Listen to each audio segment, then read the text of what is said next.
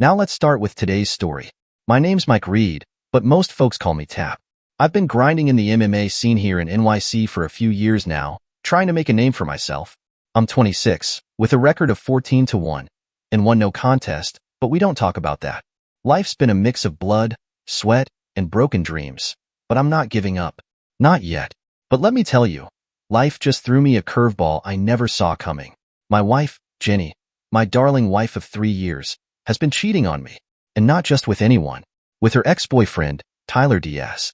The kicker? I'm scheduled to fight him in a month and a half. Yeah, you heard that right. I'm supposed to step into the cage with the guy who's been sleeping with my wife for the past 7 months.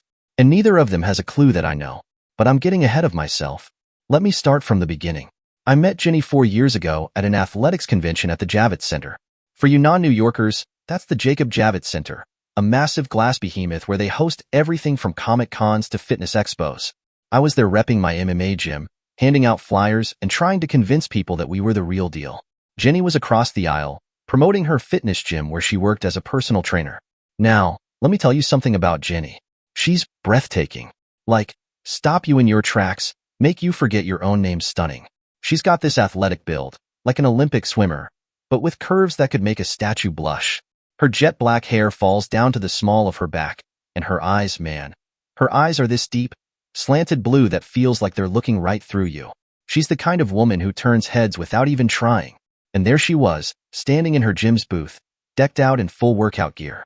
Tight leggings, a cropped tank top, and this effortless confidence that made it impossible to look away. She wasn't trying to be sexy, it just came naturally. The convention lasted 2 weeks, and for the first few days, I couldn't muster the courage to talk to her. I'd catch myself staring, then quickly look away when she glanced in my direction. But our booths were so close that I could hear her conversations with potential clients. Her voice was smooth, confident, and just a little playful. It was intoxicating. Finally, toward the start of the second week, I decided to man up. I waited for a lull in the crowd, took a deep breath, and walked over to her booth. "Hey," I said, trying to sound casual. "You guys got any water over here? I'm dying of thirst." She turned to me, those blue eyes locking onto mine, and smiled. "We've got protein shakes and electrolyte drinks. No plain water, though." "Sorry." I chuckled. "Guess I'll have to survive." She tilted her head, studying me. "You're from the MMA gym, right? I've seen you around." "Yeah, that's me. Mike Reed. But most people call me Tap." "Jenny," she said, extending her hand. Her grip was firm, but her skin was soft. "So, Tap, you fight?" "Yeah. I'm an aspiring mixed martial artist, trying to break into the big leagues." "That's cool," she said, leaning against the counter. "I've always admired fighters. The discipline it takes, it's impressive." "Thanks," I said, feeling a little proud. "What about you? You a trainer?" "Yeah, I work at this gym," she said, gesturing to the banners behind her. "Mostly personal training, but I also teach a few group classes." "Nice," I said. "You look like you could probably kick my butt." She laughed, and it was the kind of laugh that made you want to keep making her do it. "I don't know about that, but I could definitely outrun you." "Oh, it's like that, huh?" I said, grinning. Challenge accepted. We kept talking, and before I knew it, the conversation had stretched into a good 20 minutes. We talked about everything, our favorite workouts, the best places to eat in the city, even our favorite movies. Turns out, we had a lot in common. Over the next few days, we started having lunch together. Nothing fancy, just grabbing sandwiches from the food trucks outside the convention center and eating on the steps. But those lunches became the highlight of my day.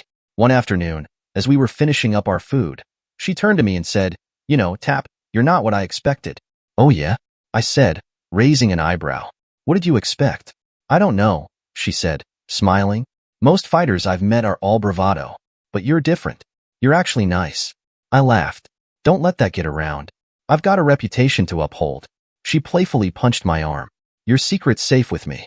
By the end of the convention, the guys from my gym were starting to notice how much time I was spending with Jenny. One night, after we'd packed up for the day, my buddy Jake pulled me aside. "Dude," he said, grinning, "you're into that trainer chick, aren't you?" "What?" "No," I said, trying to play it cool. "We're just friends." "Yeah, right," Jake said, rolling his eyes. "You've been having lunch with her every day. Just ask her out already." "It's not that simple," I said. "Why not?" Jake said. "What's the worst that could happen? She says no, and you move on." But if she says yes, I didn't respond, but Jake's words stuck with me. Over the next few days, the rest of the guys started egging me on too. Come on, Tap, my other buddy, Marcus, said one afternoon. You're not gonna let a girl like that slip away, are you? Yeah, Jake chimed in. Man up and ask her out. What are you waiting for? I didn't know what I was waiting for. Maybe I was scared of messing things up. Or maybe I just didn't want to ruin what we had. But the more they pushed, the more I started to think. Maybe they were right. It was pretty clear Jenny was interested in me. So by that Thursday, I finally worked up the nerve to ask her out. I walked over to her booth during a quiet moment and leaned against the counter, trying to sound casual. So, Jenny, I said, what are you doing this Saturday? She looked up from her phone, those deep blue eyes locking onto mine, and smirked. Why? You finally asking me out, slowpoke? I laughed, rubbing the back of my neck. Yeah, I guess I am. Dinner and dancing? My treat. She grinned. It's about time. I was starting to think you'd never ask. That Saturday, we went out to this little Italian place in the village. The food was amazing, but honestly, I barely remember what I ate. All I could focus on was her. The way she laughed, the way her eyes lit up when she talked about her favorite MMA fights. She wasn't just a casual fan. She knew the sport inside and out. When she brought up Fedor Emelianenko versus Mirko Cro Cop in Pride FC as one of her top 5 fights, I knew I had to keep her. After that first date, things just clicked. We spent almost every day together, and within 10 months, I popped the question. She said yes without hesitation, and 2 months later, we were married. For 3 years, I thought we had the perfect marriage. She was my biggest supporter, cheering me on at every fight, and I trusted her completely. But then Tyler Diaz happened. Tyler is the guy who came before me. He's an aspiring fighter like I am, but that's where the similarities end. He's a smug, pompous idiot. Think CM Punk and Jason Mayhem Miller mixed together. That's the level of ego we're dealing with here. Jenny and Tyler were college sweethearts, both attending St. John's University. I went to NYU, so I didn't know him personally, but from what I've gathered, he broke up with her once he thought his fight career was going to take off. That was about 5 months before Jenny and I started dating. So how did this clown worm his way back into my marriage? Turns out, he reached out to her 8 months ago, trying to get back into her good graces. She told him she was married now, but his response? I swear to God, he said. So what? You're still my girl until I say otherwise. The part that stung the most when I read their text chain was that Jenny didn't even push back. She didn't shut him down. She didn't tell him to go to hell. She just let it happen. It didn't take long for things to escalate. Within a month of him contacting her, they were shacking up at his place. And I was completely oblivious. Jenny never gave me a reason to suspect she was cheating. She never denied me affection, never hid her phone, never acted distant. She was the same loving, supportive wife she'd always been. So how did I find out? Complete and total chance. One night, I was at home after a long training session. Jenny was out with her girlfriends, or so she said. I was sprawled on the couch, flipping through channels, when my phone buzzed. It was a text from Marcus, one of my gym buddies. Yo, Tap, the text read. You seen this? Attached was a screenshot from Tyler's Instagram story. It was a selfie of him in his car, smirking at the camera, with the caption, Late nights with my ride or die. At first, I didn't think much of it. Tyler was always posting cringy stuff like that. But then I noticed something in the background of the photo. On the passenger seat was a black leather jacket. Jenny's black leather jacket. The one I'd bought her for her birthday last year. My stomach dropped. I stared at the photo, my mind racing. It couldn't be. There had to be some explanation. Maybe it was a coincidence. Maybe it wasn't her jacket. But deep down, I knew. I grabbed my keys and headed out the door. Tyler lived in a crappy apartment in Queens, and I knew exactly where it was. The whole drive over, I kept telling myself I was overreacting, that I was jumping to conclusions. But when I pulled up to his building and saw Jenny's car parked out front, my heart sank. I sat there for what felt like hours, staring at her car, trying to figure out what to do. Finally, I texted her. Hey, babe, where are you? A few minutes later, she replied. Still out with the girls. Why? I felt like I'd been kicked in the balls with no groin guard. Tyler trains at what you could call our rival gym. It's only about 8 miles from ours, and fighters from his gym and mine often end up facing each other in local tournaments. One of the guys I train with, Danny, came to me one day after practice. He looked uneasy, like he wasn't sure if he should say anything. Hey, Tap, he said, scratching the back of his neck. Can I ask you something? Sure, man, I said, toweling off my sweat. What's up? Is Jenny's gym doing some kind of cross-promotion with Tyler's gym or something? I froze. Why do you ask? I live a few blocks from Tyler's gym, he said. I've seen her car in their parking lot a bunch of times. And a couple of times, I've seen her leaving the gym with Tyler. I just figured. I don't know. Maybe they're working together or something.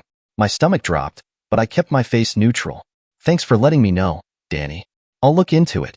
He nodded, clearly relieved he hadn't just dropped a bomb on my life. No problem, man. Just thought you should know. After Danny left, I sat down on the bench, my mind racing. I told myself there had to be a logical explanation. Maybe Jenny was helping Tyler with his fitness or something. But deep down, I knew better. The next day, I decided to do some investigative work of my own. That morning, before Jenny left for work, I casually asked her about her plans for the day.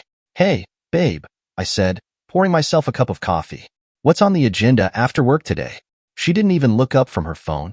Oh, just hanging out with the girls. We're gonna grab some drinks, maybe hit up that new wine bar. I'll probably be home late. Sounds fun, I said, forcing a smile. Have a good time. As soon as she left, I grabbed my keys and headed out the door. I wasn't sure what I was hoping to find, but I needed to know the truth. I followed her to her gym and parked a few spots down, keeping my distance. She went inside and worked with a few clients, just like any other day. But when the other trainers left around 5 p.m., Jenny didn't go with them. Instead, she got in her car and drove 5 miles in the opposite direction, straight to Tyler's gym. My stomach was in knots as I watched her pull into the parking lot. I told myself there had to be a reason. Maybe she was meeting someone else. Maybe it was a coincidence. But 23 minutes later, my worst fears were confirmed. Jenny walked out of the gym side by side with Tyler. They stopped by her car, and for a moment, they just stood there, talking. Then, without warning, Tyler leaned in and kissed her. Not a quick peck, either. A full-on, tongue-wrestling, passionate kiss. I felt like I'd been punched in the gut. My hands clenched the steering wheel so tight my knuckles turned white. I wanted to jump out of the car, confront them right then and there, but I forced myself to stay put. They got into her car and drove off. I followed at a distance, my heart pounding in my chest. They ended up at Tyler's apartment, an old brownstone in a quiet neighborhood. I parked a block down and watched as my wife followed him inside. At that moment, something inside me snapped. The sadness, the anger, the betrayal. It all melted away, replaced by a cold, calculating indifference. I didn't sit there wondering what I'd done wrong. I didn't blame myself. This was on her, and I was going to make sure she paid for it. I drove back to our apartment and started planning my next move. I needed evidence, solid, undeniable proof that Jenny was cheating. And I knew exactly who could help me get it. I called my Uncle Wayne, a former NYPD detective with 30 years on the force. These days, he moonlights as a private investigator. The guy's a modern-day Columbo, sharp, methodical, and impossible to fool. Uncle Wayne, I said when he picked up, I need your help. Mikey, he said, his voice calm and steady. What's going on? I took a deep breath and laid it all out for him. Jenny, Tyler, everything I'd seen. When I finished, there was a long pause on the other end of the line. I'm sorry, kid, he said finally. No one deserves to go through that. But you did the right thing calling me. Don't do anything stupid, okay? Let me handle this. I won't, I said. I just need proof. You'll get it, he said. I'll stop by tomorrow, and we'll figure out a plan.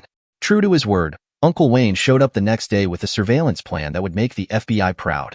Over the next few weeks, he gathered enough dirt to bury Jenny and Tyler.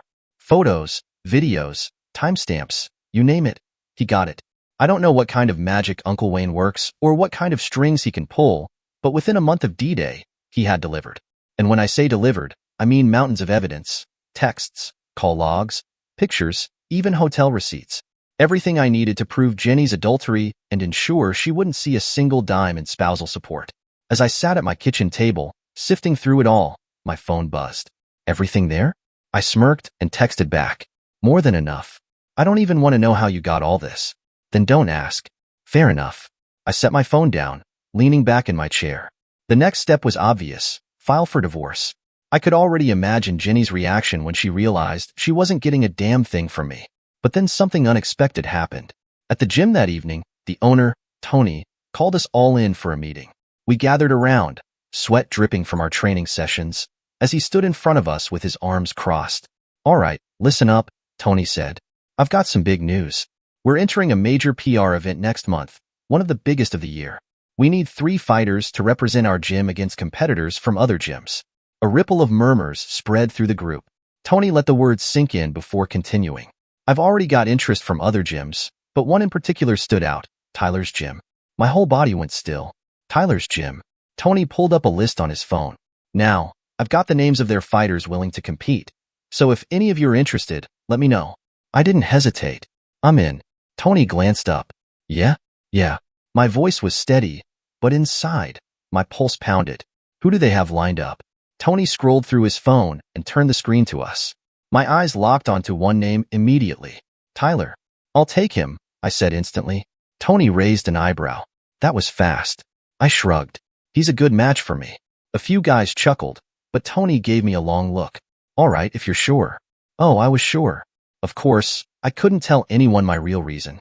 If they found out, they'd never let me fight him. But this was perfect. It lined up with my plans almost too well. The next morning, I met with a divorce lawyer. Mr. Green, a sharp, no-nonsense guy Uncle Wayne highly recommended. He listened as I laid everything out, occasionally nodding as he flipped through the evidence. Finally, he leaned back in his chair and adjusted his glasses. This is going to be a cut-and-dry case, he said. The only question is, where and when do you want her served? I didn't even hesitate. The night of the event. At the venue. Mr. Green blinked, then smirked.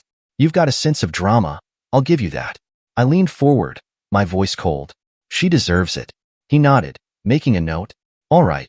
The event's in a month and a half. That gives us plenty of time to get everything in order. For the next month, I followed Mr. Green's advice to the letter. I separated all joint accounts, made a list of shared assets, and figured out what, if anything, I wanted to keep. Truth was, there wasn't much. Most of our stuff had been bought with my money anyway. The house? Mine. The car? Mine. The only thing Jenny was leaving this marriage with was the clothes on her back and whatever she could carry. Mr. Green had warned me to be prepared in case she tried to fight the divorce, but I told him flat out, she won't. He raised an eyebrow. You seem confident about that. I smirked. I know her. She's a coward. The second she realizes I know everything, she'll fold. And I was right. In the meantime, I had a fight to train for. 5 weeks of brutal training. Early mornings, late nights, aching muscles, and bruised ribs. But I didn't care. Every punch I threw, every strike I landed in sparring, I imagined it was him. Tyler. The man who thought he was sneaking around with my wife behind my back, not knowing I had been watching the entire time. Jenny would be at the fight. She always attended. She loved the thrill, the spectacle of it all. What she didn't know, what neither of them knew, was that I had handpicked my opponent. And tonight, she'd get front row seats to the reckoning. The hours leading up to the fight passed in a blur. Normally, I'd be a bundle of nerves, amping myself up, pacing the locker room. Not tonight. Tonight, I was calm. Too calm. A chilling sense of purpose settled over me like armor. Even my team noticed. My coach, Dave, eyed me warily as I wrapped my hands. You good, Mike? You're too quiet. I glanced up and smirked. Never been better. He exchanged a look with one of the trainers, but they didn't push. They knew better. The knock came at the door. Showtime. I stood without a word, rolling my shoulders as my team formed around me. No nerves. No doubt. Just cold, calculated certainty. As I stepped out of the locker room, I knew one thing for sure. Tyler had no idea what was coming. Tyler's name boomed through the speakers first, and the crowd erupted as he strutted out from the gorilla position. I stayed back, hidden in the shadows, watching everything unfold like a predator waiting for the right moment to strike. Then I saw her. Jenny was sitting exactly where I expected, dressed to impress, like she always did for my fights. But what really sealed the deal for me, what confirmed that I was doing the right thing, was what she did next. As Tyler made his way toward the cage, he turned her way and threw up a cocky little gun sign with his fingers. And what did Jenny do? She blew him a kiss. My jaw clenched, but I forced myself to breathe through it. It wasn't anger that filled me anymore. It was something colder, something more controlled. The same feeling I'd had for weeks. Tyler climbed into the cage, bouncing on his feet, shaking out his arms, throwing a few loose punches to get warm. He had no idea who was about to step in there with him. Then the announcer called my name. The moment was burned into my memory forever. The exact second Jenny realized what was happening, she went pale. Not just surprised, terrified. Her hands flew to her mouth as if she had just witnessed a car crash in slow motion. The pure dread on her face was something I'd never forget. I walked out, calm and methodical, my team surrounding me. As we passed near her section, I turned my head just enough to lock eyes with her. I didn't say a word. I didn't need to. One look, one cold, unwavering stare, was all it took. I saw the shift in her expression, the way realization dawned. He knows. He knows everything. She tried to mouth something, maybe my name, maybe some desperate attempt at an excuse. I didn't care. I just kept walking. Inside the cage, Tyler still had that same cocky grin, shaking out his arms, ready to put on a show. He hadn't connected the dots yet. The ref checked us both, gave us our final instructions. The bell rang. Tyler came at me exactly as I expected. Fast, aggressive, throwing a barrage of strikes, trying to overwhelm me early. I'd watched hours of film on him, and this was his game. Hit first, hit often, break the opponent's rhythm. Too bad for him, I wasn't just any opponent. Physically, we were almost identical, same height, same weight. I had a 2-inch reach advantage, but the real difference wasn't our bodies. It was our skills.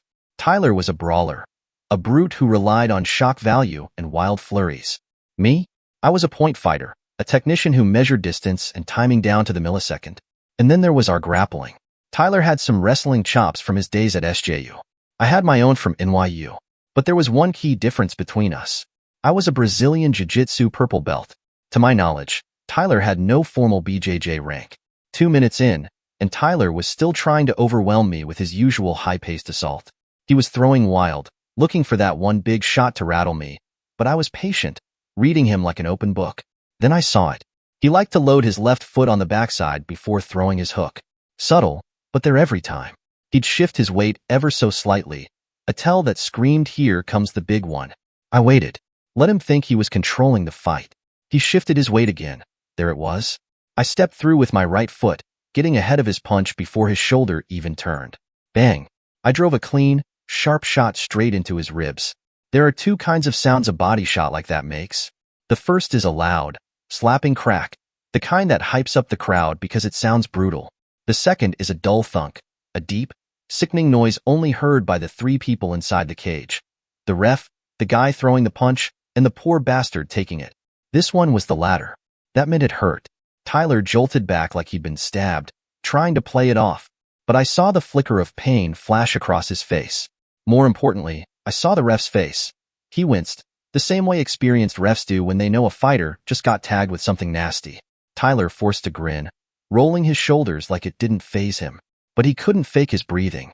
A little quicker now, a little shallower. That shot had done damage. For the rest of the first round, we exchanged a few flurries, but that initial tidal wave Tyler had tried to crash over me, it had been stopped dead in its tracks. He wasn't as wild anymore. He was thinking. The round ended. I walked back to my corner, glancing toward Jenny. She was still in the stands, frozen, her hands clenched together, her face a mix of fear and concern. But for who? Me? Tyler? Or was she just now realizing that I knew? It didn't matter.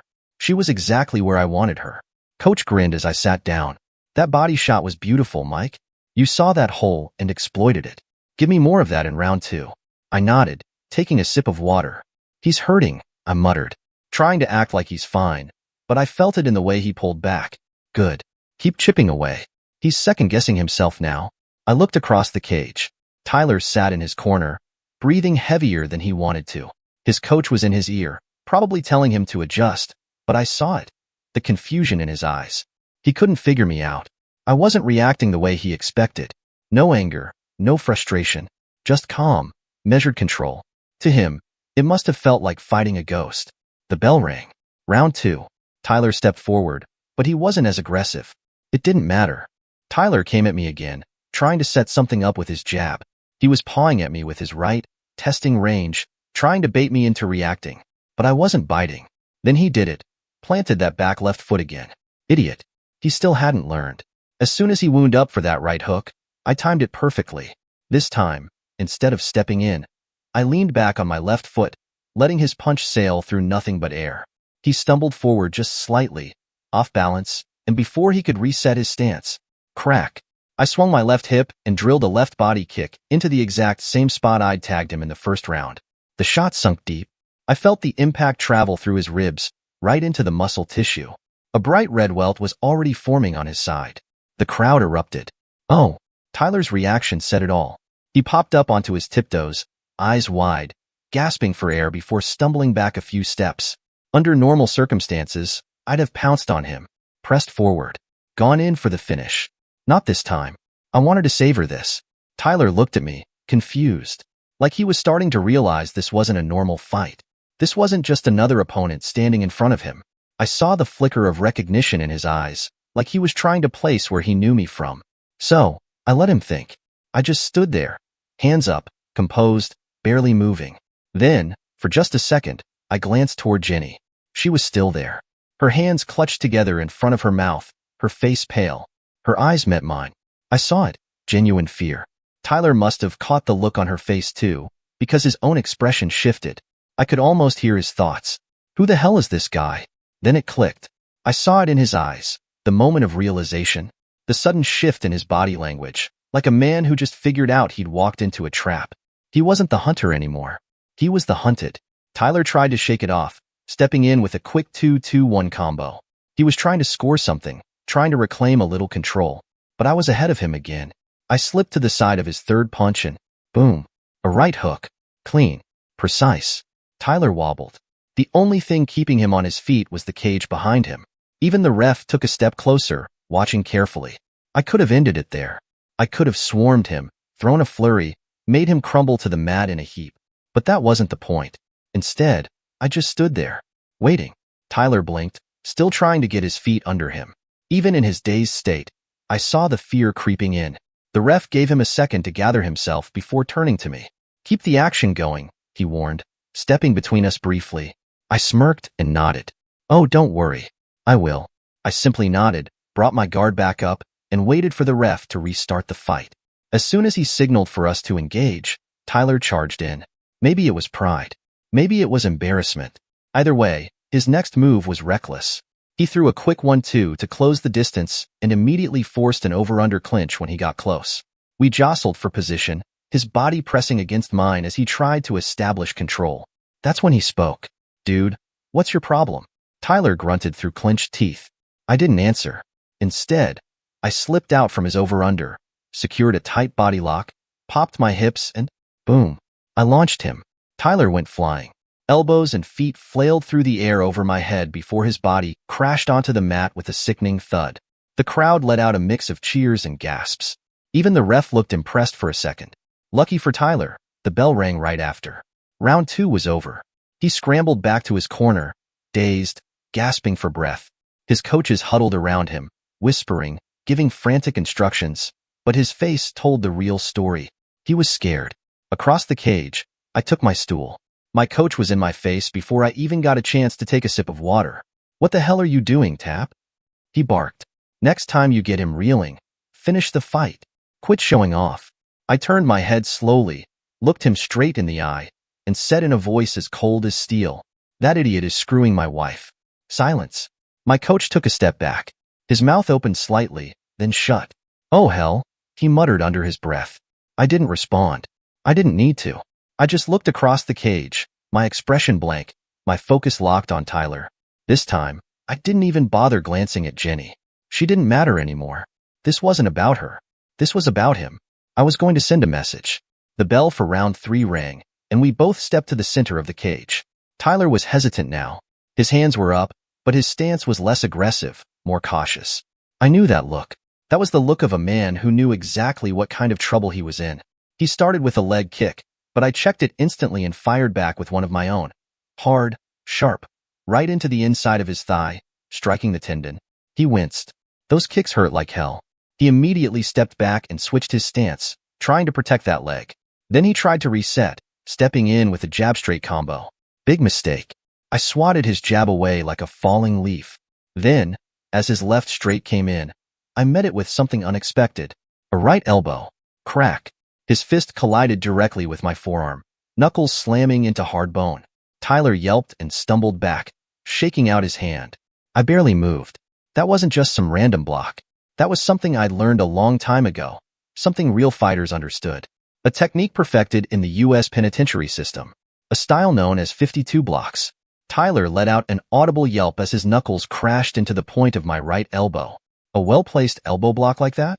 It could break a guy's hand. And judging by the way Tyler recoiled, shaking his fist, I might have done just that. There's a moment in every fight when you see it, the exact second your opponent breaks. Not physically, mentally. There will fades. Their fight leaves them before the knockout or submission even happens. I saw that moment in Tyler's eyes right then. It was time to end this. Tyler, clearly desperate, loaded up on his back foot, chambering his left leg for a high kick. He was swinging for the fences now, knowing damn well he was losing on points and had been completely outclassed all night. I saw it coming before he even lifted his leg. As he launched the kick, I dipped low, smoothly shifting onto my left foot. And the moment I stood back up, wham! I torqued my hips, pivoted, and ripped a right hook straight into his gut. I felt the impact. Tyler crumpled like a stale cookie.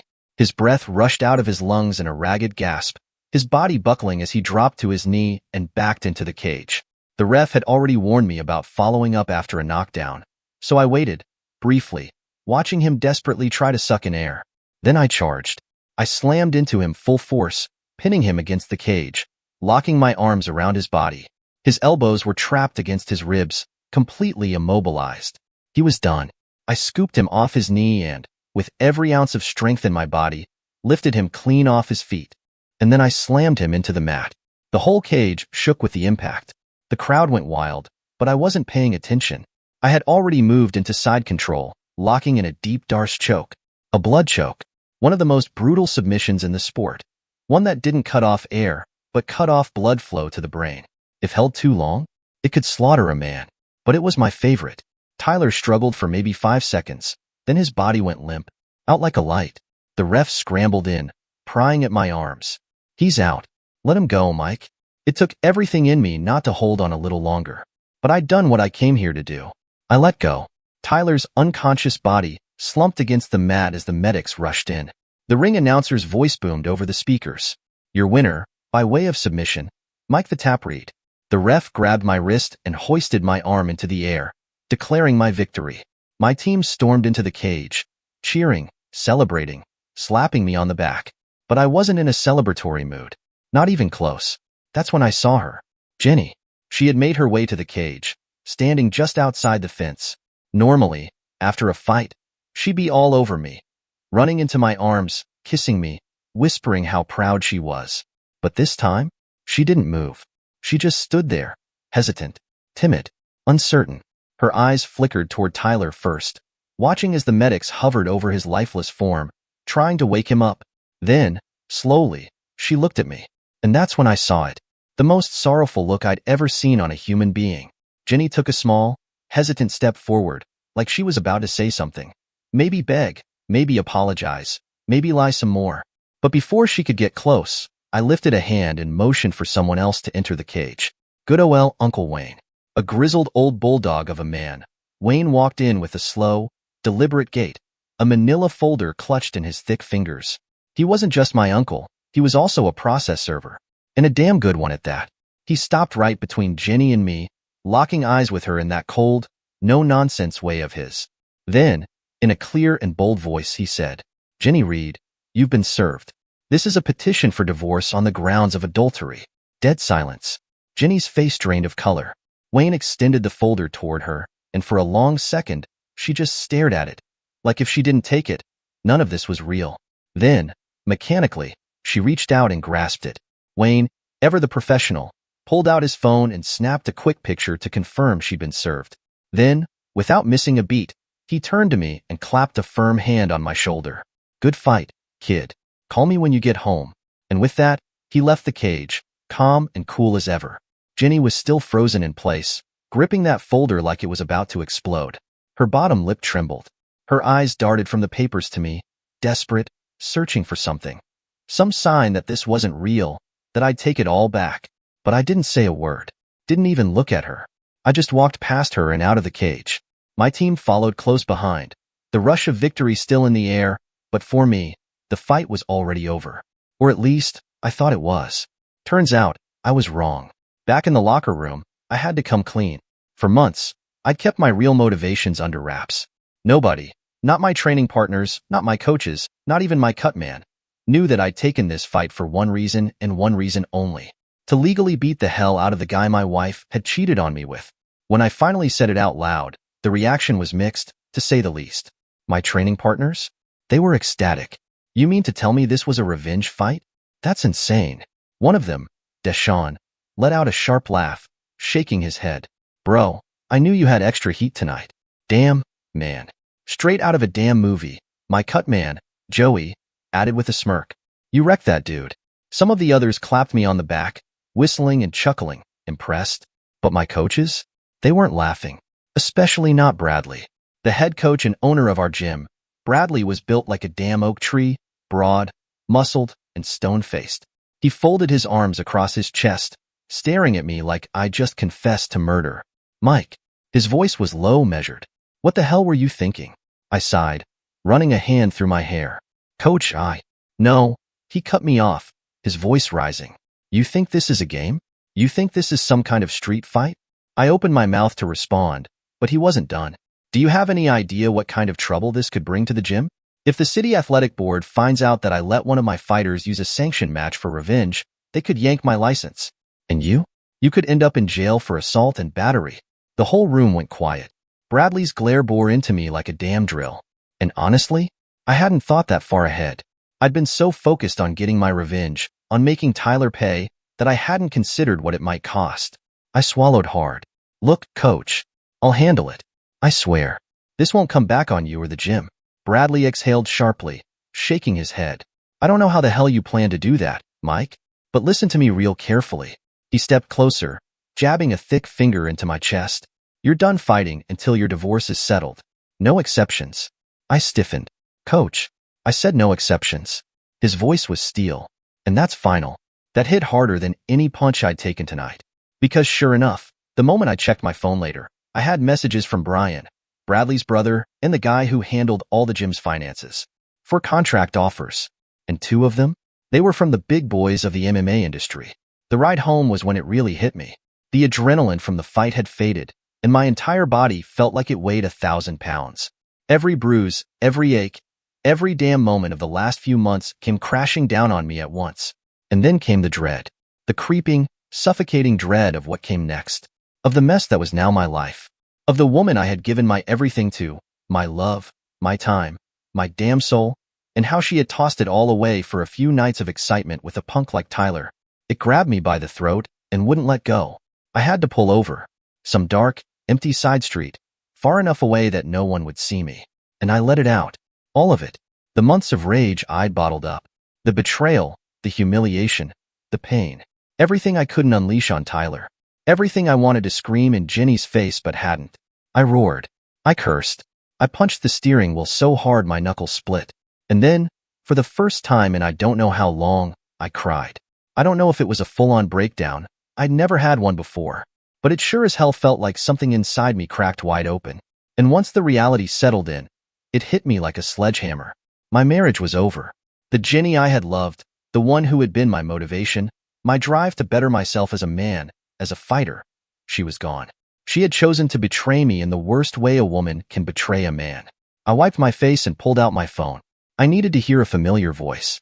Uncle Wayne picked up on the first ring. Where are you, kid? You all right? I swung by your complex an hour ago, but you weren't there. Called Bradley, and he said you left the event center alone. I blinked at the dashboard clock. 3 hours had passed since I left the arena. I'm good, Lou, I muttered. Just pulled over a few miles from my place. Needed a minute to process everything. I hear you. His voice was steady, calm, the way it always was. Listen, I passed by your place before calling. Jenny's car is parked there. She's home. My grip tightened around the steering wheel. Had she come straight home from the fight? Or did she spend time with Tyler first? The thought made my blood simmer again, but I forced myself to breathe. Appreciate you letting me know, Lou. And thanks for everything tonight. Always, kid. You text me when you're home. You hear? Yeah, will do. I hung up and sat there for another couple of minutes, gripping the wheel so tight my fingers ached. Then, finally, I started the car and drove home. Sure enough, when I pulled into the parking lot, Jenny's car was sitting right where it always did. I sat there for a second, staring at it, my mind racing. Had she been here the whole time? Had she come home alone? Or had she met up with him first? Did she feel guilty? Or was she sitting up there, laughing about everything with her best friend, Josie? I had no idea, but I was sure of one thing. This was my apartment. I had lived here long before Jenny, and I had even started dating. If anyone was leaving, it sure as hell wasn't going to be me.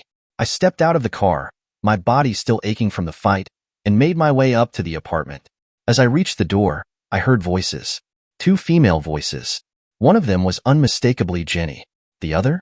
I could only assume it was Josie, her best friend, her work wife, and the person I knew for a fact had encouraged her bullshit more times than I could count.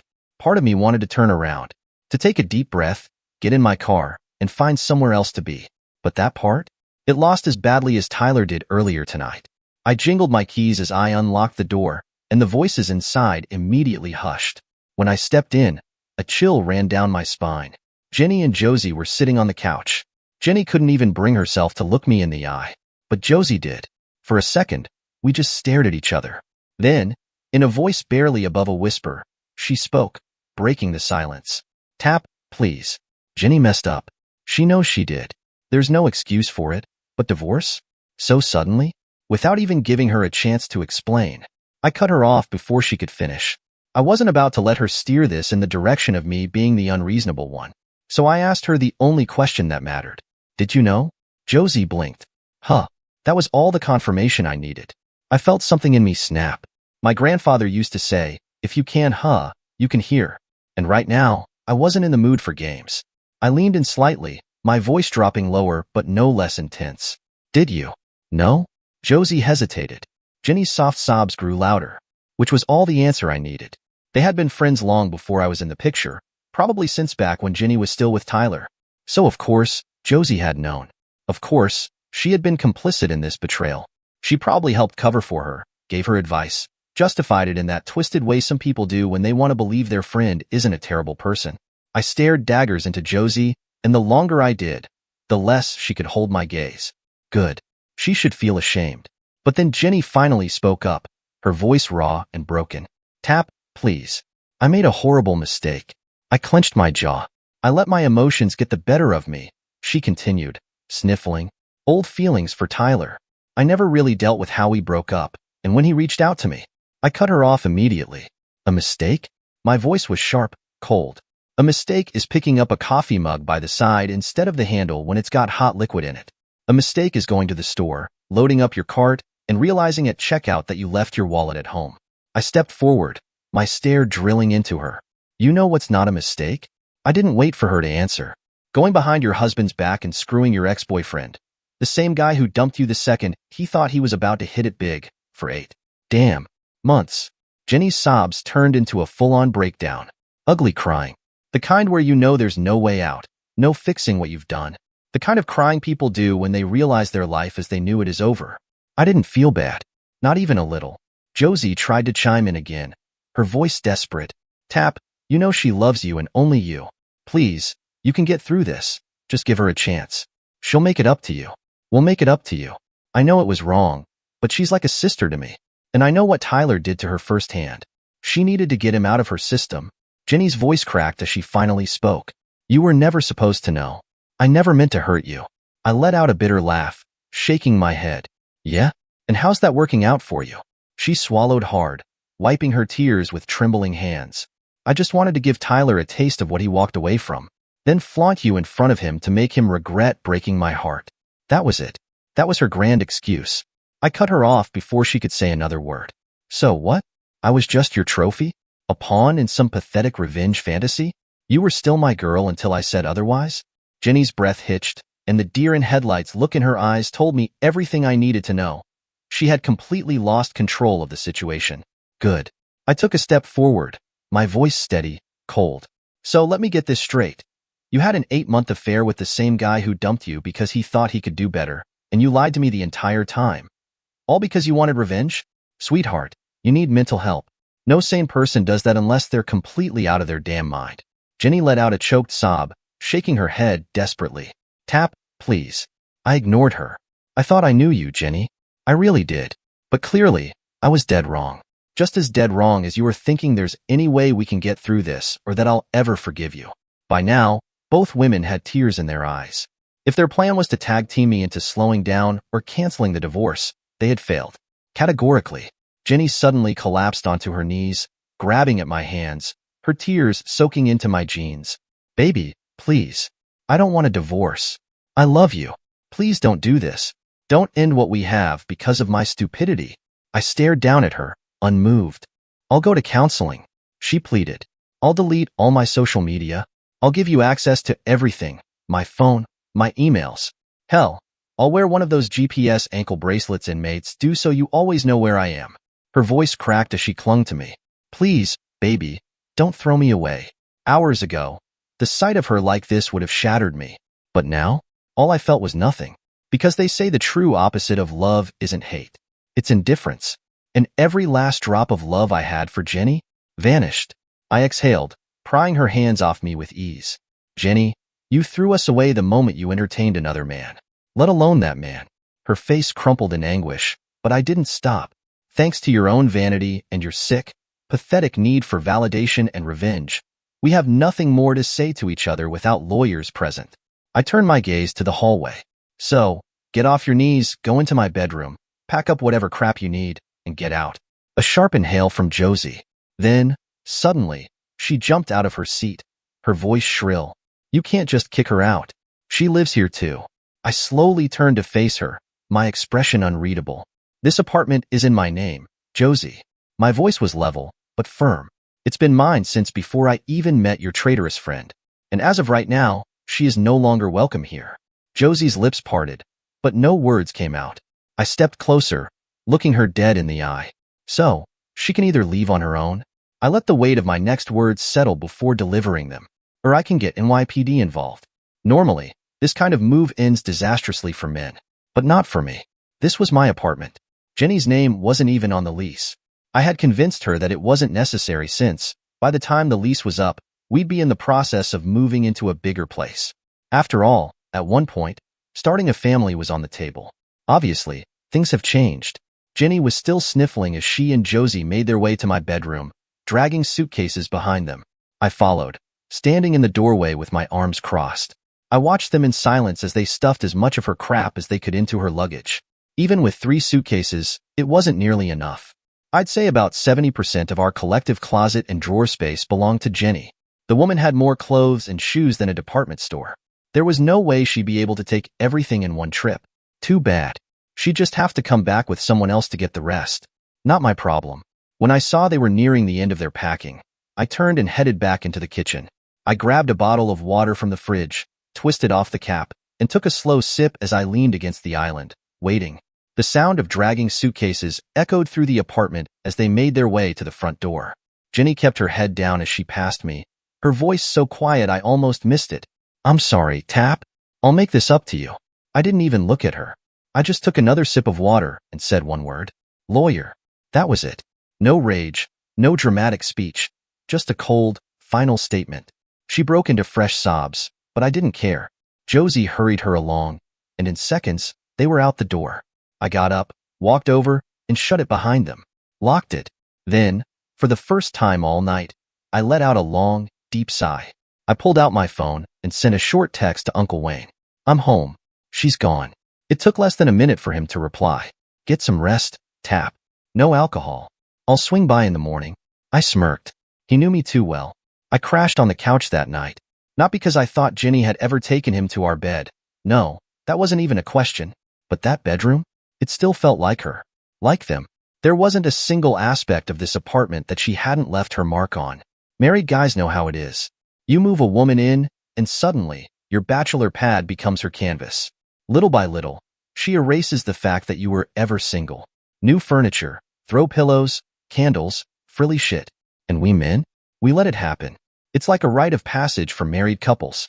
The only thing in this apartment that was still truly mine was this couch. And it wasn't just any couch. It belonged to my dad. He died when I was 4. Like Uncle Wayne, he was NYPD. A beat cop who gave his life, saving 8 people during a robbery in Red Hook. He took out 4 of them. Never saw the last one. The couch meant the world to me, not just because it was his, but because I was born on it. Mom never got rid of it, even after he passed. And when I moved out, she gave it to me. One of the last pieces of him that still existed. So yeah, I slept on it that night. And I slept like a baby. Whatever anger, pain, and anxiety had been bottled up inside me got drained out in that roadside outburst. Tomorrow was going to be a busy day, the day I officially started the process of erasing Jenny from my life. But there was still an issue that needed clearing up. The fallout from the fight with Tyler. And yes, it ended up being exactly the kind of shit show you'd expect. Dear listeners, please share your thoughts in the comments section below and don't forget to like, share, and subscribe.